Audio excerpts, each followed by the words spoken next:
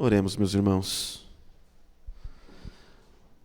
Ó Deus, nós somos finitos, a nossa energia física é limitada, o nosso entendimento é limitado, é fato que nós nos cansamos, e muitos de nós aqui estão cansados, porque tivemos dias bons, dias de lazer, de comunhão, e tudo isso na Tua presença.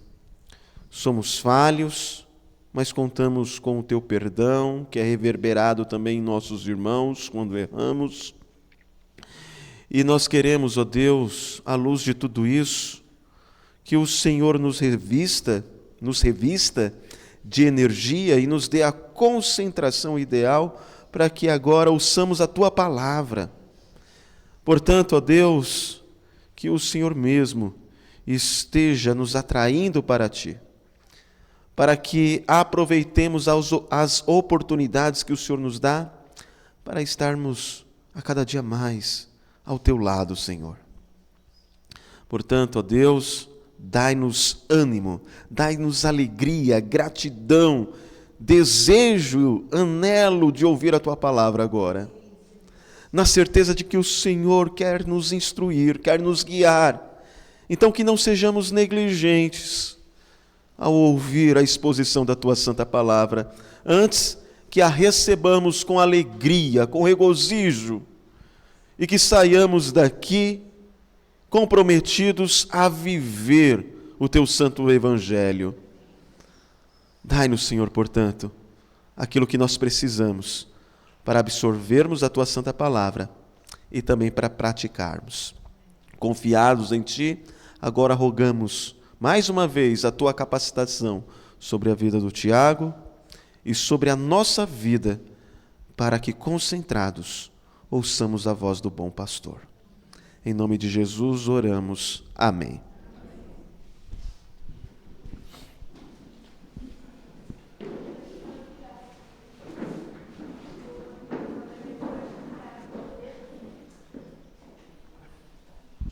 Bom dia, meus irmãos.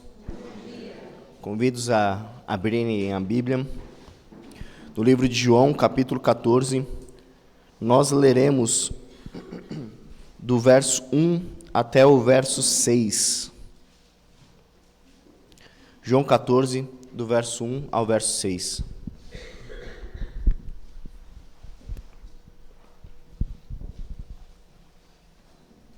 E assim diz a palavra do Senhor: Não se turbe o vosso coração, credes em Deus, credes também em mim. Na casa de meu Pai há muitas moradas. Se assim não fora, eu vou-lo teria dito, pois vou preparar-vos lugar. E quando eu for e vos preparar lugar, voltarei e vos receberei para mim mesmo, para que, onde eu estou, estejais vós também. E vós sabeis o caminho para onde vou. Disse-lhe Tomé: Senhor, não sabemos para onde vais. Como saber o caminho? Respondeu-lhe Jesus: Eu sou o caminho, e a verdade, e a vida. Ninguém vem ao Pai, senão por mim. Um certo jovem chamado Cristão, ele habitante de uma terra chamada Destruição. Ele andava sempre com um livro sagrado em sua mão, e à medida que ele lia aquele livro sagrado, ele sentia mais e mais o peso do seu fardo. E aquilo o aterrorizava, porque era cansativo aquele fardo que ele carregava. E à medida que ele lia aquele livro, ele lia também que a cidade da destruição aconteceria algo nela, que era equivalente ao seu nome. Ela seria destruída. E ele tentava falar para os habitantes, principalmente para os da sua casa, que aquela terra seria destruída, mas ninguém lhe dava crédito. Foi então que Cristão, ele encontra um certo homem chamado Evangelista. E o Evangelista falou que ele deveria fugir daquela terra da destruição. Mas fugir sem olhar para trás. Fugir deixando tudo para trás. Ele tinha que fugir da destruição. Mas Cristão estava receoso. Afinal de contas, ele deixaria a sua família, que não queria ir com ele. Mas o Evangelista insiste em que ele deveria fugir. E ele crendo nas palavras daquele livro sagrado que ele lia, e crendo também nas palavras que aquele evangelista falava, que testificava o que ele tinha lido, ele sai correndo. E à medida que ele corre, tentam o persuadir a parar, a não fugir. Alguns caçoam dele, outros, 2 amigos dele, correm atrás dele para tentar o parar. Esses amigos se chamam Obstinado e Flexível. E à medida que eles vão conversando com o cristão, o Obstinado tenta de todas as formas o convencer de ficar. Afinal de contas, aquele caminho que o cristão estava indo, ele falou, muitos já tentaram ir por esse caminho e morreram. Muitos tentaram acreditando naquele livro, mas era tudo balela, era tudo mentira. Eles não voltaram para contar a história. Mas toda a persuasão do Obstinado não fora suficiente para convencer cristão de voltar para a terra da destruição. E assim o Obstinado volta, frustrado, porém sozinho. Flexível, no entanto, ficou um pouco curioso. Será que é verdade o que o cristão está falando? Porque se é verdade que existe uma terra celestial em que não haverá destruição e essa terra será maravilhosa, poxa, eu quero saber que terra é essa. Então, se vale mais a pena que onde eu estou, vou acompanhar. No entanto, na primeira dificuldade, o Flexível ele volta para a terra da destruição. Não aguenta. Mas cristão, ele permanece, tendo auxílios enviados pelo Senhor, de pessoas que o ajudassem nessa caminhada. Mas ainda aquele fardo que ele carregava era difícil, era pesado, tornava a caminhada mais complicada.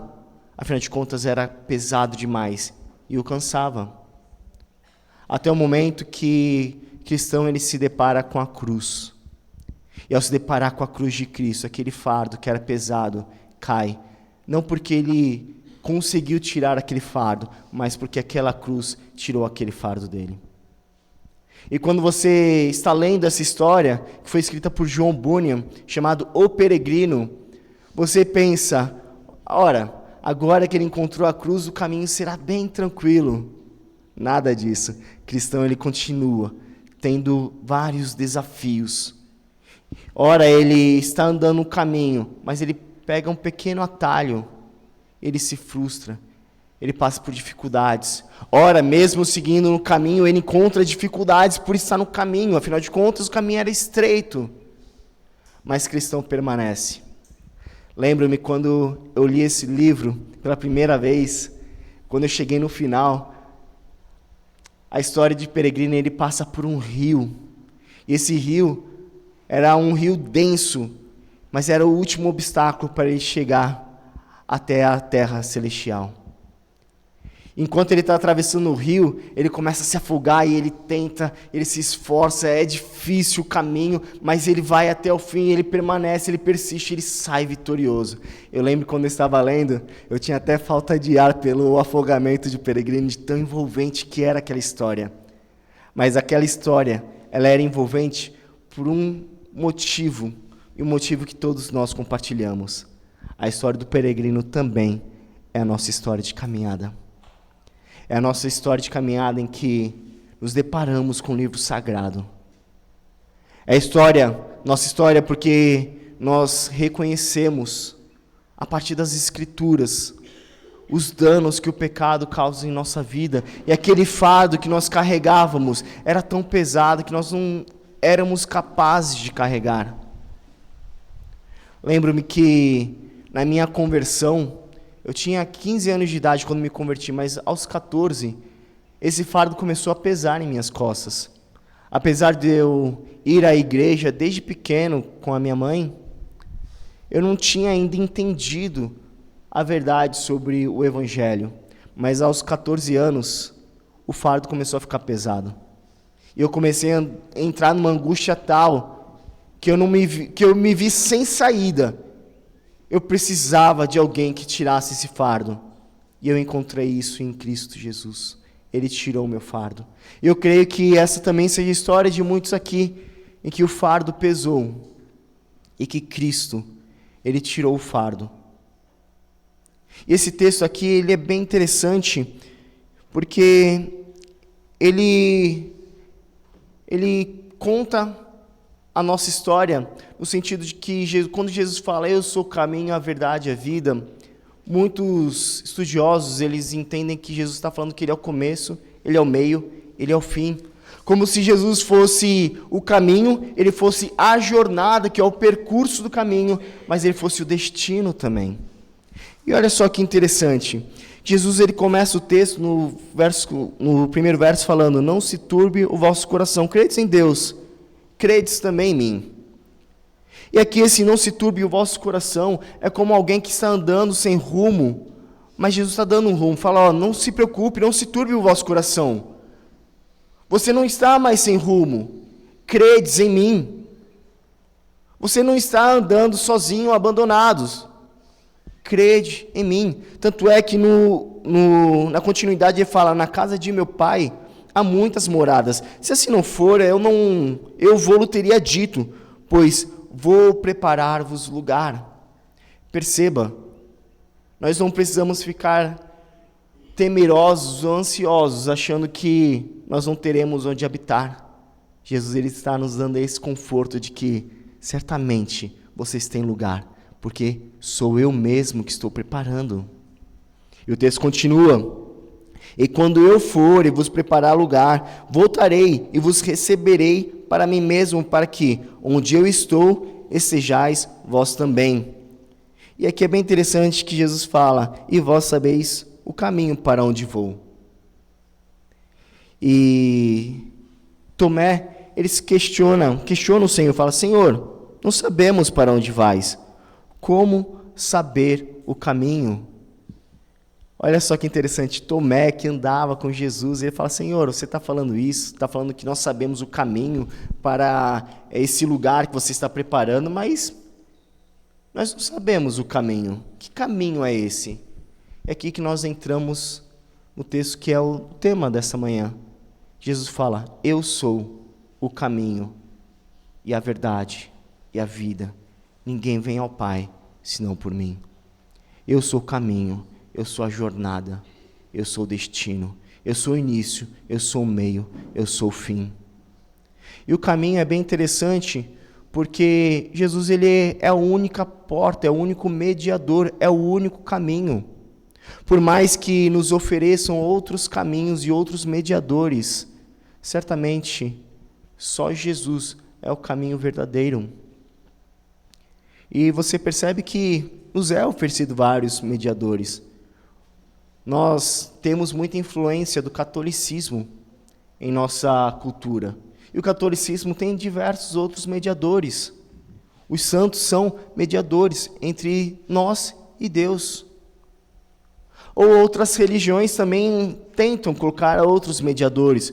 Por exemplo, os mormons têm Joseph Smith. Você tem que aceitar Jesus como Senhor e Joseph Smith como profeta. Os adventistas, você tem que aceitar Jesus como Senhor e Ellen White como profeta. Eles usam outros mediadores. Ah, mas Thiago, eu não sou católico, não sou mórmon, não sou nada disso. Mas perceba que muitas vezes nós colocamos nossa expectativa em coisas como se elas fossem nos salvar de certa forma. Muitas vezes nós colocamos nossas expectativas em mediadores tentando nos salvar, às vezes até as nossas próprias capacidades. O cristão, ele tentava tirar o seu fardo, mas era inútil a sua tentativa, porque ele era incapaz. Ele, de certa forma, achava que ele poderia ser o seu próprio caminho, mas ele se frustrava. Ele se frustrava porque o fardo que ele carregava ele não poderia tirar. Porque existe somente um caminho. Esse caminho é Jesus Cristo. Isso se prova no livro de Atos, capítulo 4, versículo 12.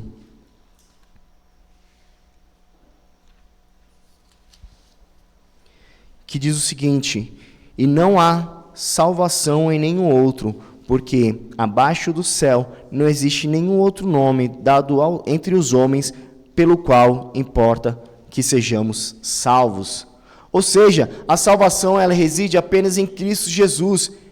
Ele é o único caminho que nos leva à verdadeira salvação. Por mais que seja oferecido a nós outros caminhos que possa levar a uma salvação, é mentira. Somente Cristo pode nos levar à salvação, a uma verdadeira redenção. Não é minha força, não é minha capacidade, não é santo, não são profetas. É Jesus Cristo que nos leva à salvação. É o único caminho. É o que em Mateus 7, versículo 14 vai falar que é a porta estreita. Não há outro caminho, não há outra solução, não há outro lugar em que nosso coração deva repousar, senão Cristo.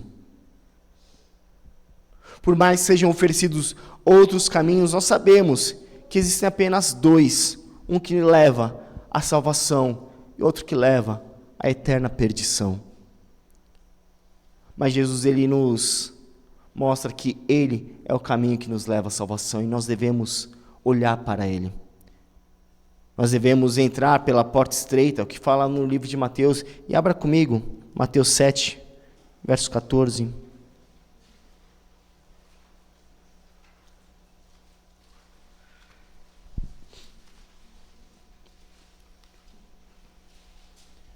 Verso 13 e 14. A palavra de Deus diz o seguinte: entrai pela porta estreita, larga é a porta e espaçoso o caminho que conduz para a perdição, e são muitos os que entram por ela, porque estreita é a porta. Perceba, talvez as pessoas te digam, assim como falaram para aquele cristão, que é uma porta perigosa, é um caminho perigoso, e de fato é, porque a porta é estreita. A porta é estreita. Ao entrarmos na vida cristã, ao seguirmos a Cristo, as coisas elas não são tão fáceis. Não é simplesmente aceitei Jesus e tudo fica mil maravilhas. Eu não vou ter mais problema, não vou ter mais dificuldade. Afinal de contas, Ele é o Deus do ouro e da prata, então vou ter muito dinheiro no bolso, vou ter a casa, o carro do ano. Não é isso. A vida cristã não se trata de ter lucros ou ganhos neste mundo.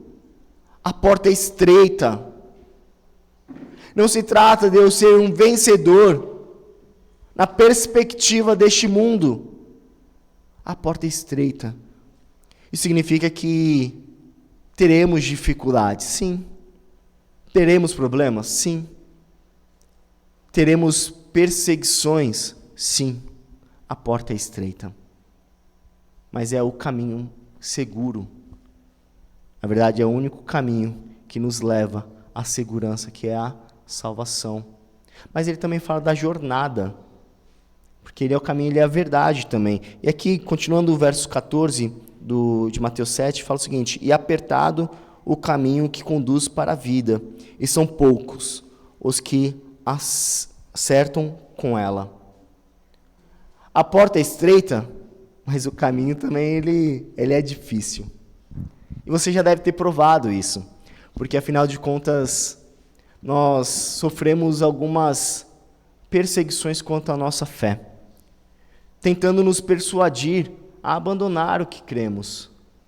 Afinal de contas, é muito difícil o que você diz, é muito pesado.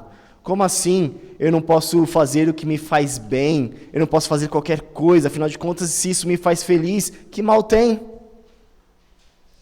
Nós estamos reunidos nesse acampamento, numa época em que muitos estão festejando o prazer. Que mal tem festejar o prazer? Que mal tem? E é isso que a sociedade tenta impor, o que o mundo tenta impor. Que mal tem você estar entregue a seus prazeres, se te faz bem. Só que a verdade das Escrituras não diz que eu tenho que estar entregue aos meus desejos, mas Jesus fala: aquele que quer vir após mim, negue-se a si mesmo, carregue a sua cruz e siga-me. A vida cristã não diz respeito a termos prazer neste mundo, mas termos contentamento no Senhor. Com certeza, as coisas que esse mundo oferece dão prazer.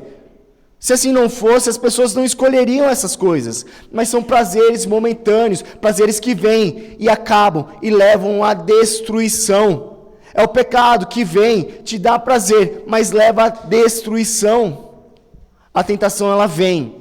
O mundo tenta impor ideias erradas a respeito da vida, mas são ideias destrutivas. É como se cristão estivesse voltando para a terra da destruição.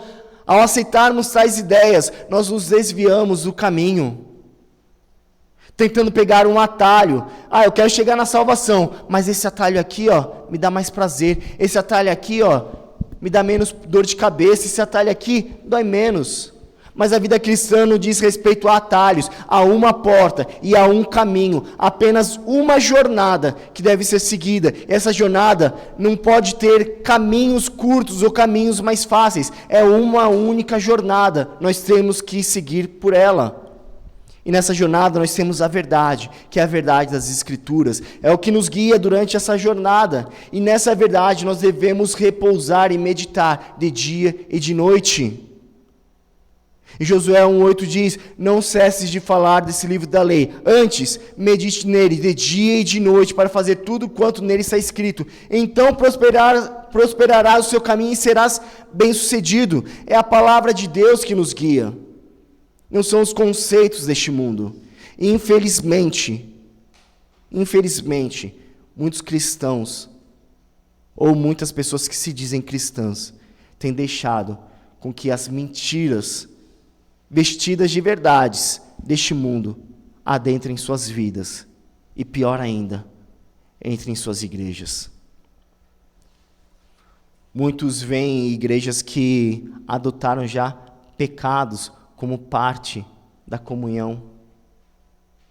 Igrejas que aceitam o pecado com tranquilidade. Mas isso acontece porque pessoas que se dizem cristãs começaram a aceitar o pecado e ver o pecado como algo comum. O que Deus diz, não faça. Mas a cultura diz, mas isso aqui não está fazendo mal para ninguém, pode fazer. As pessoas aceitam. A triste realidade do nosso contexto em que há igrejas que aceitam a prática homossexual como algo normal. Mas a Bíblia diz que isso não é da vontade de Deus. Esse é apenas um exemplo, entre vários, que tem acontecido em nosso meio, em nossas igrejas. E se nós não estivermos atentos, nós cairemos nesse erro também. Jesus, ele é a verdade. Isso quer dizer que ele é a única verdade. Não existem outras verdades, outras jornadas. Ele é a única verdade. Nós não podemos dizer que somos cristãos e andar por outros caminhos, senão esse caminho expresso nas Escrituras. É um caminho muitas vezes que dói, porque é um caminho de negação. É um caminho que dói, porque eu tenho que negar o que o mundo me oferece, eu tenho que negar o que minha carne quer, eu tenho que negar as tentações que o Satanás certamente coloca e colocará no nosso caminho. É uma vida de negação. É uma vida de abdicação. Mas é uma vida que só acontece essa negação porque nós estamos olhando para algo superior aos prazeres que esse mundo oferece. A vida. Jesus, ele fala que ele está indo para um lugar e que os seus discípulos sabem para onde ele vai. Ou seja, ele está aqui, mas ele está indo para um lugar, ele está indo para um destino. E ele fala que ele está preparando o lugar para os seus. Ele é o fim, ele é o destino de todo cristão que segue fielmente. Você vai perceber que no livro de Apocalipse ele vai falar algumas vezes ao que vencer, ao que vencer, ao que vencer. E esse é o chamado do cristão, a vencer este mundo. Não nas nossas forças ou na nossa capacidade, porque perceba, o caminho é Cristo, a jornada é Cristo, bem como a chegada é o próprio Cristo. Não diz respeito a nós, mas diz respeito a Cristo e a nossa confiança em Cristo, em repousar em Cristo, em Sua palavra, em Sua verdade, lembrando que Ele é o nosso destino final. Ele é o nosso destino final. Nós não estamos perdidos neste mundo. mas estamos caminhando rumo à eternidade. Nós choramos neste mundo, mas estamos caminhando para uma cidade em que a nossa lágrima será enxugada. Nós sentimos dor neste mundo, aflição, frio, mas nós estamos caminhando para uma cidade em que não haverá mais dor, não haverá mais aflição, não haverá mais choro, não haverá mais essa luta contra o pecado, porque nessa cidade Cristo reina e o pecado já foi extinguido de tal forma em que nós não sofreremos mais os danos que ele nos causam. O pecado não tem mais poder nessa cidade. O pecado foi, de uma vez por toda, exterminado. E é para essa cidade que todo cristão caminha. E é motivo de alegria lembrar disso. É motivo de alegria, porque nós não ficamos como Cristo começa nesse texto, falando, não se turbe o vosso coração. E ele fala, não se turbe o vosso coração justamente, porque é uma promessa superior ao que nós vivemos hoje. Viver a vida com Cristo é bom, nós nos alegramos, podemos adorar o Deus verdadeiro, mas ele está falando sobre uma promessa ainda muito mais maravilhosa. A promessa de que o pecado não fará mais dano algum, nós estaremos diante de Deus. Ele estará conosco. Abra, por favor, em Apocalipse 21.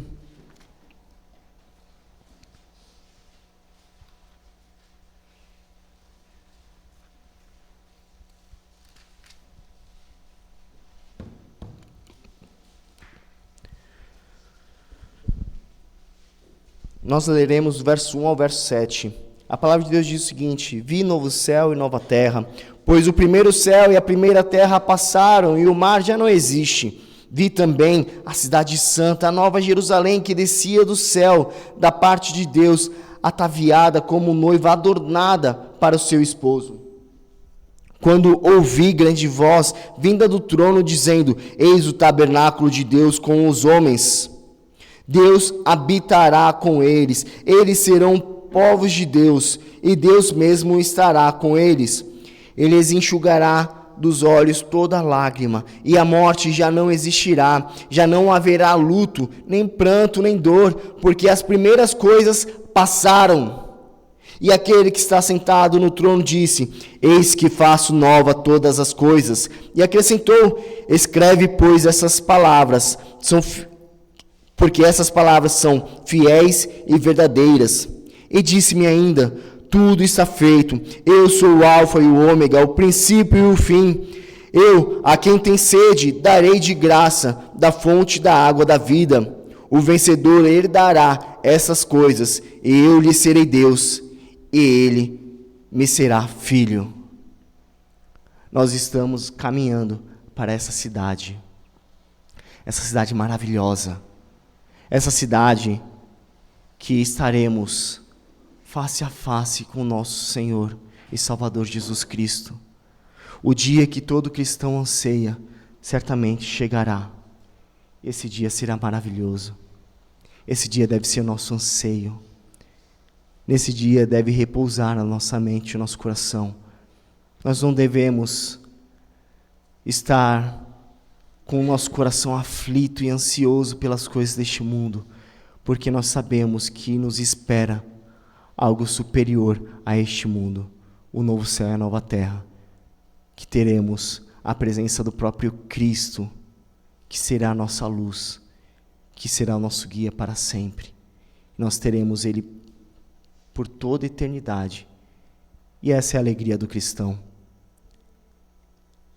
O cristão, no peregrino, ao atravessar seu último obstáculo, ele mal tinha fôlego para caminhar. Mas ele não estava caminhando na sua força, ele caminhava por fé. E a fé repousava em algo seguro, Jesus Cristo. Certamente ele venceria aquele obstáculo. Essa palavra nos ensina, meu irmão, que certamente você vencerá os obstáculos que surgirem neste mundo. se a sua fé repousar em Cristo Jesus. E certamente você entrará na terra prometida, porque aquele que nos prometeu, Ele é o Deus justo, é o Deus fiel. Ele cumpre todas, sem exceção, todas as suas promessas.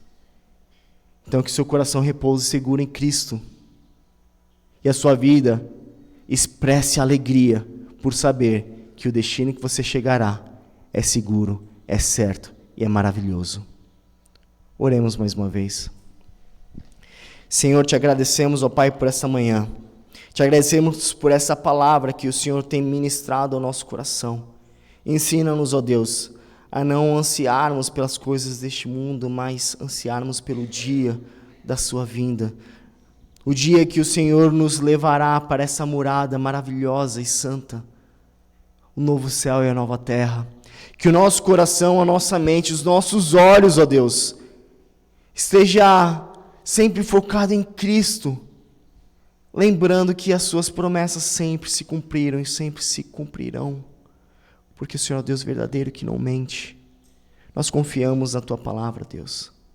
Ajuda-nos, ó Pai, a caminhar neste mundo, não nos corrompendo com o pecado, mas nos santificando com a tua palavra dia após dia.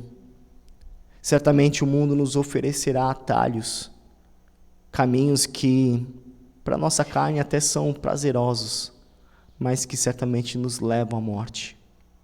Nos dê sabedoria, ó Pai, para não pisar nesses solos malditos, mas caminharmos apenas pelo caminho estreito,